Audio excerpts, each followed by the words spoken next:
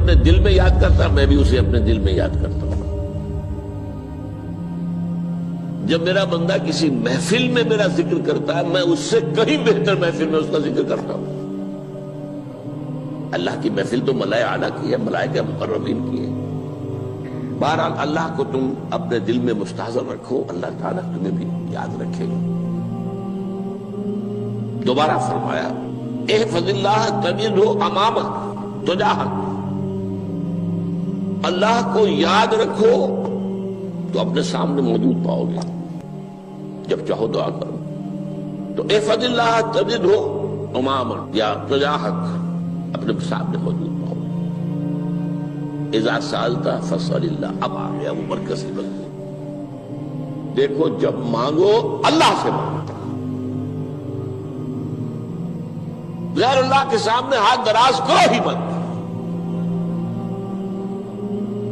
ایک حدیث میں آتا یعنی حرام نہیں ہے، دنیاوی قواعد اصول قوانین کے تحت کسی سے مدد چاہنا، کوئی سوال کرنا حرام نہیں ہے۔ آپ سوال کریں، مدد لیں، اسی پر دنیا قائم ہے، ایک دوسرے کے ساتھ تعاون کے ساتھ۔ لیکن اونچا مقام کیا ہے؟ کسی سے سوال مت کرو سوائے اللہ، یہاں تک کہ جوتے باندھنے کا تسمہ تمہیں درکار ہے تو بھی کسی سے مت مانگو، اللہ سے مانگو۔ کیا پتہ اللہ کس کے دل میں ڈال دے اور وہ آ کے تمہیں تسمہ پیش کر دے۔ ہوتا ہے ایسا، بسا اوقات ہوتا ہے۔ جو اللہ کے ساتھ لو لگا کر رکھنے والے ہیں ان کے تو ایسے واقعات ہوتے ہیں کہ دل میں ایک بات آئی اور اس کے بعد وہی بات جو ہے وہ کوئی شخص آ گیا اور اس نے وہ بات پوری کر دی۔ کیونکہ لوگوں کے دل جو ہے وہ تو اللہ کے دو انگلیوں کے مابین جو چاہتا پھیر دیتا ہے۔ کیا پتہ اللہ کسی فرشتے کو انسانی شکل میں بھیج دے، آتا ہے فرشتہ، آتا ہے انسانی شکل میں، آپ کی تکلیف کو رفع کر دے، آپ کی ضرورت کو پورا کر دے، اسی سے مانگو، کسی اور سے مانگو۔ یہ ہے توحید کا لب لباب۔ یوں سمجھیے اسلام کی جڑ کیا ہے؟ ایمان۔ اسلام کا جو خارجی نظام عمل ہے، انفرادی اعمال ہو اجتماعی ہو، ان سب کی روح رواں کیا ہے؟ ایمان۔ ٹھیک، ایک بات ہو گئی۔ ایمان کا خلاصہ لب لباب کیا ہے؟ ایمان باللہ۔ جیسے ایمان بالآخرہ بھی ہے، ایمان بالملائکہ ہے، ایمان بالانبیاء ہے، ایمان بالرسل ہے، ایمان بالکتب ہے، ایمان بالقلب ہے، لیکن اصل ایمان۔ اسی لیے ایمان مجمل میں آپ کو معلوم ہے کسی اور چیز کا ذکر نہیں۔ آمنت باللہ کما ہوا باسمائہ وصفاتہ وقبلت جمیع احکامہ اقرار باللسان وتصدیق بالقلب۔ یہ ایمان مجمل ہے، اجمالی طور پر ایمان اس کا نام ہے۔ ہاں مفصل تفصیلی طور پر آمنت باللہ وملائکتہ وکتبہ ورسلہ والیوم الآخر والقدر خیرہ وشرہ من اللہ تعالی۔ تو اسلام کی جڑ ایمان، اور اسلام کا سارا جو نظام عمل ہے، چاہے انفرادی اعمال ہو چاہے اجتماعی، ان سب کی روح رواں ایمان، اور ایمان کا خلاصہ ایمان باللہ۔ اور ایمان باللہ کا اصل حاصل وہ ہے جو اس حدیث میں آ رہا ہے۔ اس کے دو تقاضے، عبادت صرف اسی کی، استعانت صرف اسی سے۔ اس لیے میں نے سورہ فاتحہ کا تذکرہ شروع میں کیا۔ یہ عبادت کا جوہر ہے، عبادت کا جو ہے یہ ایمان کا حاصل۔ عبادت صرف اس کی ہے اور استعانت صرف اس سے۔ استعانت ہی میں سوال بھی آ گیا، یہ بھی مدد ہے۔ آپ کسی سے کچھ مدد مالی چاہ رہے ہیں یا کوئی اور مدد چاہتے ہیں، کسی کام میں مدد چاہتے ہیں، جیسے میں نے کہا تھا کہ سفارش کرانا چاہتے ہیں، یہ بھی مدد ہے۔ وَإِذَا اسْتَعَنْتَ فَاسْتَعِنْ بِاللَّهِ، اور جب مدد مانگو صرف اللہ سے مانگو۔ اور وہ سارے الفاظ یاد کر لیے، استدعاء، استعانت، استغاثہ۔ یہ جو غوث اعظم سے استغاثہ کیا جاتا ہے تو شرک ہے۔ استغاثہ اللہ سے، دعائی اللہ کی، اس اعتبار سے استمداد، استعانت، استدعاء، استغاثہ، یہ سب اللہ سے، صرف اللہ سے۔ عبادت صرف اللہ، ایاک نعبد، اور استعانت صرف اللہ سے۔ مانگو صرف اللہ سے، جب مدد طلب کرو صرف اللہ سے، اور جان لو اگر تمام لوگ جمع ہو کر تمہیں کوئی فائدہ پہنچانا چاہے نہیں پہنچا سکتے، الا بشیء قد کتب اللہ لک وان اجتمعوا علی ان یضروک بشیء لم یضروک الا بشیء قد کتب اللہ علیک، اگر سب مل کر چاہے تمہیں کوئی نقصان پہنچا دے نہیں پہنچا سکتے مگر وہی کچھ جو اللہ نے تمہارے لیے لکھ دیا۔ اب بتائیے خوف کی جڑ کٹ جائے گی کہ نہیں؟ یہ جو ایمان جو ہے یہ خوف اور حزن دونوں سے نجات دلانے والی بات ہے۔ جو حقیقی مومن ہے وہ اللہ کا ولی ہے، حقیقی مومن وہ اللہ کا ولی ہے، اور الا ان اولیاء اللہ لا خوف علیہم ولا هم يحزنون۔ یہ اولیاء اللہ کو علیحدہ مخلوق نہیں ہے، کوئی ان کے سر پہ سینگ نہیں ہوتے، انسان ہی ہوتے ہیں، لیکن حقیقی معنی میں مومن ان اعتبارات سے جو آج ہم پڑھ رہے ہیں ایمان اس درجے کا پہنچ گیا تو اللہ کا ولی ہے۔ ان لوگوں کے لیے خوف کس بات کا ہوگا؟ کس سے خوف کروں؟ اس کے ہاتھ میں کچھ ہے ہی نہیں، اور اگر کچھ اللہ نے میرے لیے لکھ دیا وہ آ کر رہے گا، چاہے میں لاکھ گڑ گڑاؤں اور اس کے سامنے کہ مجھے چھوڑ دے، اگر اللہ نے لکھا وہ آیا وہ تو آئے گا، تو کاہے کو اس کے سامنے گڑ گڑانا، کاہے کو جبرسائی کرنا اس کے سامنے، اور کسی کے ہاتھ میں کچھ ہے ہی نہیں، میرا خیر ہے ہی نہیں، کاہے کو خوشامد کروں اس کی۔ اور سنیے، رفعت الاقلام، دیکھو نوجوان، قلمیں اٹھا لی گئی ہیں، وجفت الصحف، اور جو رجسٹر ہیں صحیفے ان کی سیاہی خشک ہو چکی ہے۔ یہ ہے وہ اللہ کا علم، اس میں ہر شے لکھ دی گئی، اس کی قلم اٹھا لیے گئے۔ جیسے آپ کو معلوم ہے امتحان ہوتا تھا، 3 گھنٹے ختم ہو گئے، اسٹاپ رائٹنگ، بس اب قلم رک جانا چاہیے۔ وہ قلم تو تقدیر کا کاتب جو ہے وہ قلم اس کا اب اٹھا لیا گیا، اور جو صحیفے جن پر کے لکھا گیا وہ خشک ہو گئے۔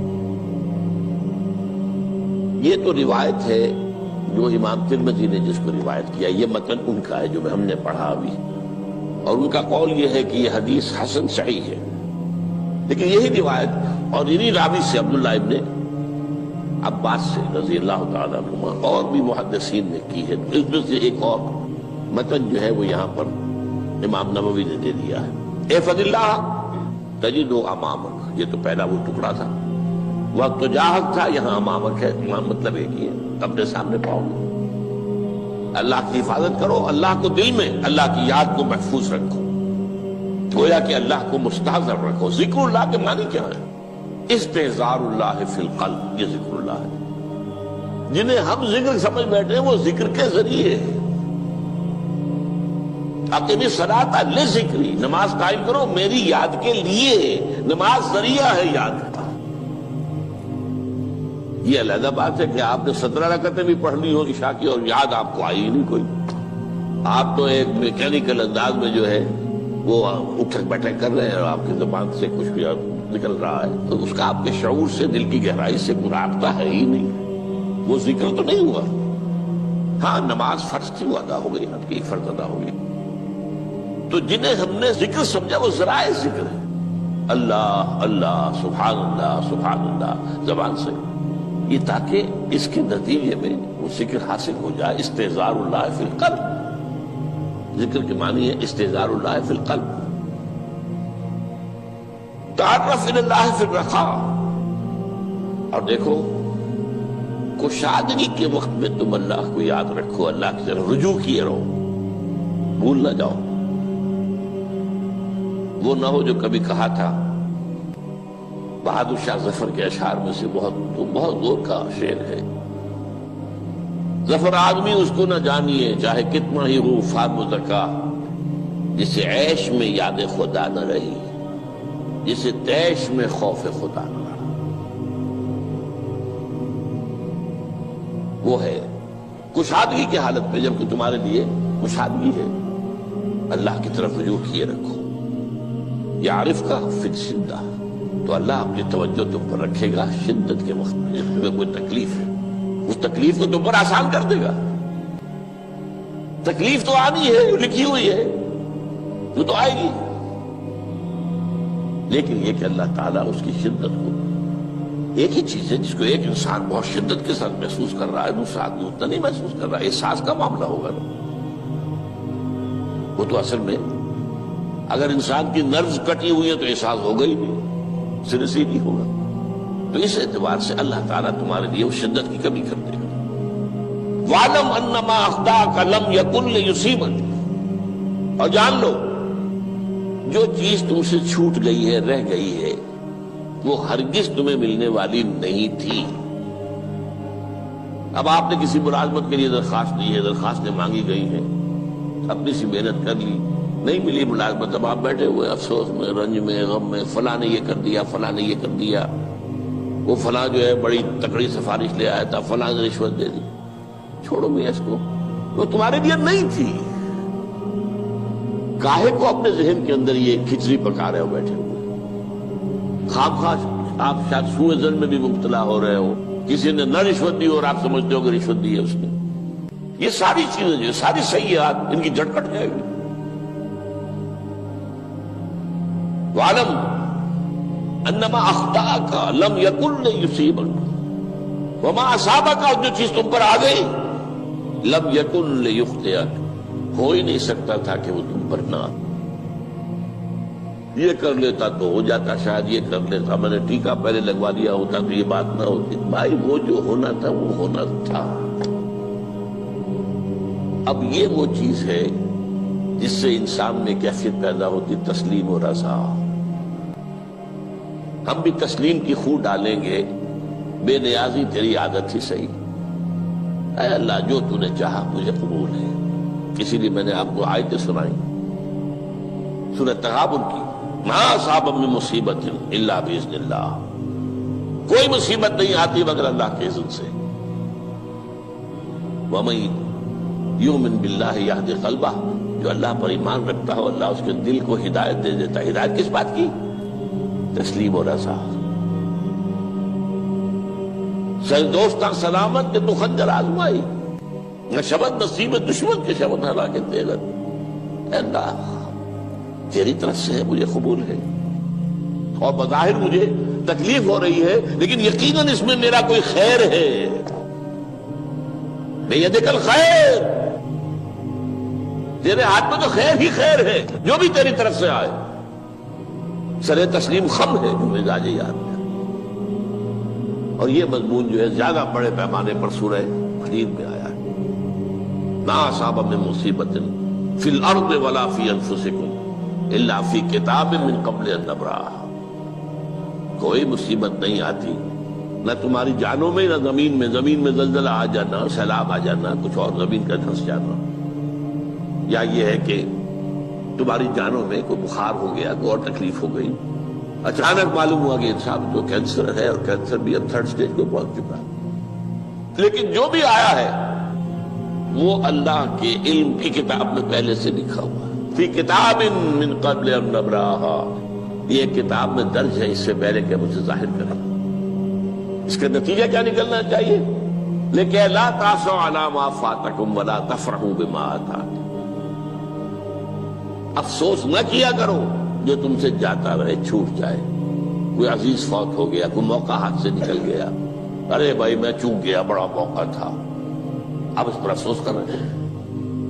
نہیں، جو چیز لیکن لا تأسوا علی ما فاتک ولا تفرحوا بما آتاک، جو اللہ تمہیں دے دے اس پر اتراؤ مت۔ وما اصابک لم یکن لیخطئک واعلم ان النصر مع الصبر، اور جان لو اللہ کی مدد صبر کے ساتھ آتی ہے، جو آئے اس کی طرف سے جھیلو، زبان پر کلمہ شکوہ اور شکایت نہ آئے، اللہ سے شکایت نہ آئے، تسلیم و رضا، جو تیری رضا ہے۔ تیری صحت ہمیں منظور ہے، لیکن اس کو مولانا محمد علی جوہر ایک مرتبہ جیل میں گئے، ایک بیٹی بیمار ہوئی، فوت ہو گئی، اس کے بعد دوسری مرتبہ پھر جیل میں گئے، دوسری بیٹی کو وہی بیماری،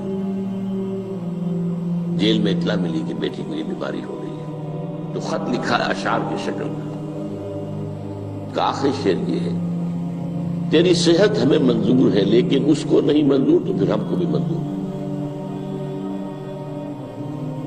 ہم تو چاہتے ہیں میں بیٹی کے تجھے شفا ہو جائے، اسے منظور نہیں تو پھر ہمیں بھی منظور۔